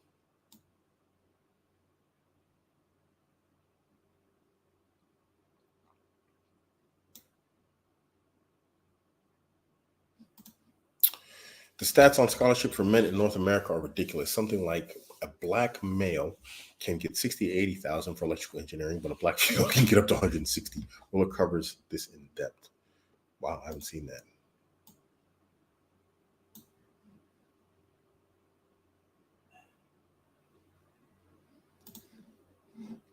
This betting guy was very helpful for me in getting married. Oh, alhamdulillah, barakallahu feek. I'm glad it benefited you, man. I guess the vast majority of men in the West are apprehensive about getting married nowadays. I would be. I don't see why anybody would do a legal marriage in the West nowadays, in terms of like even non-Muslims. I don't know why you get a legal marriage. You can get religiously married and that's it. You know, Muslims, obviously it makes absolute zero sense, you know, to get legally married in the West. It makes zero sense, you know, because in the East, when you get legally married in Muslim countries, it includes the Sharia marriage. So when you marry with the court, you also married religiously. It happens at the same time. I know because I've done it. But out here, it's two separate things altogether. So if being legally married does not make the woman permissible to you in the West, just like not being legally married doesn't make her haram to you if you are Islamically married to her. It's of absolute zero use to you as a Muslim. So, yeah. When are we going to start talking about toxic femininity? I don't know, bro. Maybe on another show. I don't know when I'm going to be back on, man. You know, I'm going to try and be on live shows and just do something different. You know, I'm kind of, you know, I still go by the name of Abuamerican, but I'm kind of like done with the Abuamerican thing. You know what I mean? Like this guy asked me about the vetting guy. It's like, yo, I told y'all this is kind of done. You know, because of clowns like, not because of clowns like this. It's just, you know, I think it's a dead end. You know, so anyway, because look at the society we're facing. We just seen it in this interview. The world's on top of itself. It's on its head. And then Muslim men, alhamdulillah, we got a good corner here. We got a good corner with these brothers who are like, you know, in the circle of like Mehdi, me, you know, these other guys and other brothers that are out there. But really, the vast majority of men out here, they're messy, man. There's nothing we can do. And then we got the other guys that are out here. They think they're, you know, they think they're clever. They think they're funny. They think, you know, they're just whatever else. It's just, they're really... It's just, you can't be around them, you know what I mean? So I don't know, talking about toxic femininity, we need to talk about the problem that we have with men, you know? So I don't know. Anyway, guys, I gotta go, man. It's like late, man. It's like 10:30 here. Inshallah, I will be back. I will be back. I'm talking like Dr. Phil now, like I'm high or something. I'll be back on with my brother Abuamerican for the Syndicate talk show. We got a few topics we want to cover. But yeah, that's the next time we'll be back on. I think we're going to be on my channel. We actually started a Syndicate YouTube channel. Inshallah, we'll be live there. But barakallahu feekum. Assalamu alaikum wa rahmatullahi wa barakatuh. We'll see you brothers on the other side, inshallah.